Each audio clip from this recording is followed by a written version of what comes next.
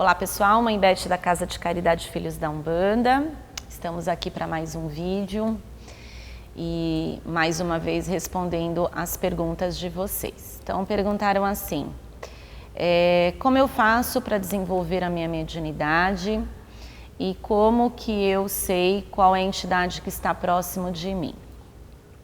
Então primeiro, gente, mediunidade a gente desenvolve dentro de um terreiro, dentro de uma casa espírita, né? Então, eu nunca aconselho ninguém a desenvolver a mediunidade sozinho, em casa, porque é um processo que requer muita orientação do seu dirigente, é um trabalho de concentração, é um trabalho regrado. Então, assim, nós precisamos entender que a espiritualidade, ela é muito bem organizada. Então, a entidade, ela não vem em terra simplesmente por vir.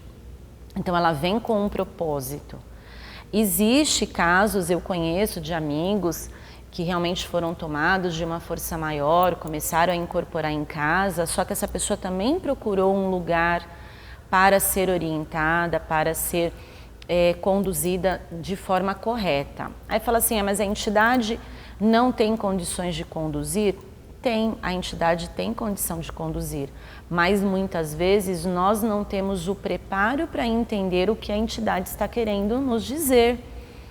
E às vezes a pessoa que está na nossa casa, seja a nossa família, o nosso companheiro, os nossos filhos, também não tem este conhecimento. Então às vezes as entidades se apresentam e muitas vezes passam orientações que não são bem compreendidas. Então, é importante frisar que assim, a gente desenvolve a mediunidade dentro de uma casa espírita, a gente desenvolve a mediunidade dentro de um terreiro de Umbanda, não é em casa que a gente faz isso. Tem muita gente que às vezes começa a fazer coisas sem perceber, né? Começa a aflorar a sua mediunidade até sem perceber. Né, começa a colocar muita música de meditação, né, começa a desdobrar sem perceber, né, que também é uma pergunta que sempre entra aí no canal, o que é viagem astral? O que é a viagem astral? A viagem astral é o desdobramento, é quando a gente sai do corpo, né, o nosso espírito sai do nosso corpo físico, então a gente desdobra. O que é desdobrar, né? Eu me divido em dois, né? O corpo físico fica descansando e o espírito vai viajar pelo astral. Isso é uma viagem astral. Então, muitos de nós fazemos isso quando dormimos, mas tem pessoa que consegue fazer isso acordado. E às vezes esse processo começa sem você perceber. Então, você precisa, primeiro, de uma orientação, segundo, você precisa estudar, né? Eu estou sempre batendo nessa tecla do estudo. Nós estamos num momento da nossa religião que o estudo, né, adquirir conhecimento é importantíssimo. A gente não está mais naquela época de dizer assim, o meu guia sabe tudo, eu não preciso saber. Não, nós somos corresponsáveis dos atendimentos, nós somos corresponsáveis daquilo que é feito através do nosso corpo. E quando a gente tem o conhecimento daquilo que está acontecendo, nós facilitamos o trabalho da entidade, porque muitas vezes nós atrapalhamos o trabalho da entidade até pela nossa falta de conhecimento. Então isso é uma coisa que eu sempre estou falando. Então, como eu dou cursos, vários amigos meus dão cursos, vários terreiros hoje têm cursos, e isso é importante, né? Infelizmente, muitos não entendem esse processo, né, tem resistência, né, principalmente as pessoas mais antigas, de por que eu preciso estudar. Precisa estudar porque você precisa entender o processo. Tudo bem que na Umbanda, muitas vezes a gente começa primeiro fazendo para depois entender. Diferente, por exemplo, do kardecismo, que estuda-se muito antes para você começar a trabalhar. Então, a Umbanda também não cobra isso, você não precisa ficar fazendo anos de curso para você trabalhar na Umbanda. A gente compreende que a gente vai aprendendo na prática, mas a prática também requer conhecimento. Quanto mais você sabe, mais fácil será a sua conexão, mais fácil será o seu entendimento junto à entidade que trabalha com você. E aí, linkando tudo isso, vamos falar, né? Como eu sei qual é a entidade que está próximo de mim? Então, tudo são processos. Então, primeiro precisa se conhecer como pessoa, para você entender até onde vai você. Então, por exemplo, até onde vai a Beth? Eu sei como eu sou, eu sei das minhas opiniões, das minhas sensações, das minhas opiniões, e de repente eu sinto a presença da minha entidade. Como eu sei quem é a entidade?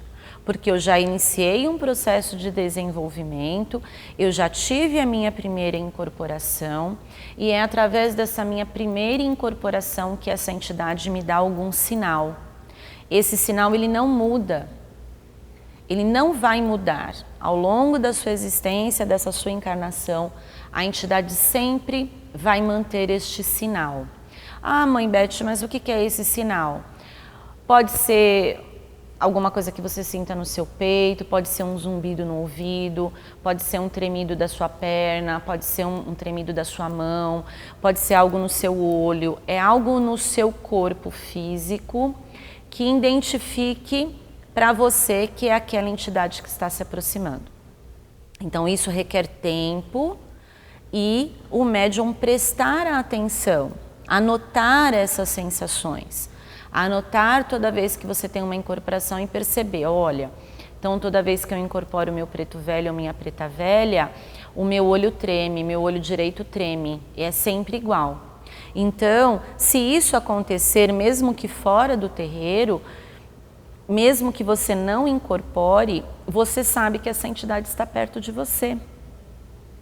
Às vezes isso acontece no momento de necessidade, no momento de perigo, no momento que a gente está em desespero e a gente sente a presença. Então a gente não precisa necessariamente incorporar, mas a gente sabe que a gente está na presença dos nossos guias.